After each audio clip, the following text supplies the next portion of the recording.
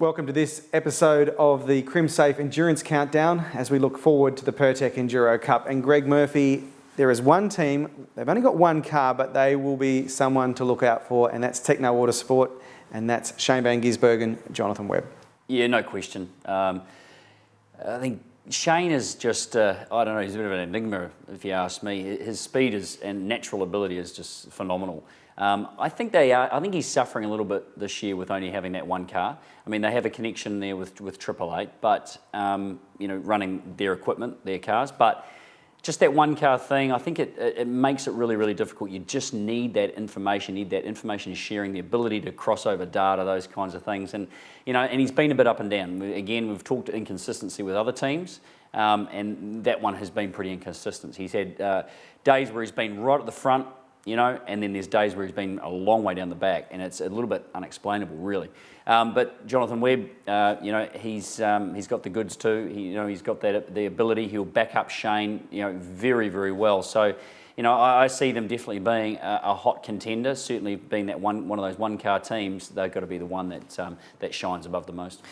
Bathurst tends to especially get that final run of the flag. Everyone's going to have their gun drivers in, and if Shane is in that top 5, it will be somebody to really look out for. If he's comfortable, if he's comfortable and happy with the car and got in the right headspace, and he's got the confidence, then absolutely no question about it. So they need to get to that position, and the people they got around them, very, very good people. They'll manage it really good, but it's just as long as the car rolls out the truck and it's fast right from the beginning, then I think they're going to be within chance and certainly be there to upset a few other teams.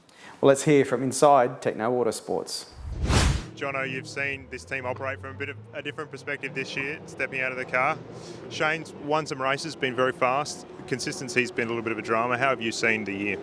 Yeah, look, generally I think it's been pretty good. We're always going to have to work hard to keep up with the guys who've got 2 cars. We're only one car, we only get one lot of information. So, at times it has made it hard. The rounds where we come into the weekend with a good car and a good base setup, we usually run well. If we're a little bit behind, it definitely has taken us a bit more to catch up. But all in all, I'm really, really happy with the way the year's gone. The team's done a brilliant job. Shane's kept it all in one piece, and bring on Enduros. Obviously, still one car for the Enduros, but you do have 2 drivers that can give feedback. You must be really looking forward to stepping back in. Yeah, absolutely. Like at the start of the year, it's been pretty chaotic. I haven't really had too much time to miss driving. Had plenty going on otherwise, but now things are settling down. Everything's under control. I'm definitely ready to get back in, and hopefully I can do a good job. Do you think you've got the package potentially to go in and try to win these races against the big teams? Yeah, I hope so. I think I'm really happy with my speed so far at the moment. I've only tested once, but right up where Shane is, we know he's at the front. So look, if everything goes well, there's still long days, there's a lot that can happen, but I think if everything goes our way, we should have the speed. We've got the team. I think we're a fair contender. So is it key for you just to give it back to Shane in a position where it can win the races? Yeah, look, I think it's not quite that easy anymore. Not so long ago, the second driver was literally just get the thing around, bring it back in one piece, but the second drivers are so competitive now. Everyone up and down pit lane, their second drivers are fast. So, I definitely can't just roll around. I need to really put in, but hopefully I can do that. Obviously keep the thing straight at the same time, and we'll see how we go. And going by what we saw certainly in Sydney, if it rains, look out. Yeah, absolutely. It's weather works for Shane. We haven't been, for myself, I haven't been in the rain since I think it was Grand Prix last year or something, but Shane and I were 1-2 there. So look, if it does rain, hopefully between the 2 of us, we can definitely push on. A one-car team really to look out for, not just at Bathurst, but also Sandown and also on the streets of the Gold Coast. Stay tuned here for more of the Crimsafe Endurance Countdown here at speedcafe.com.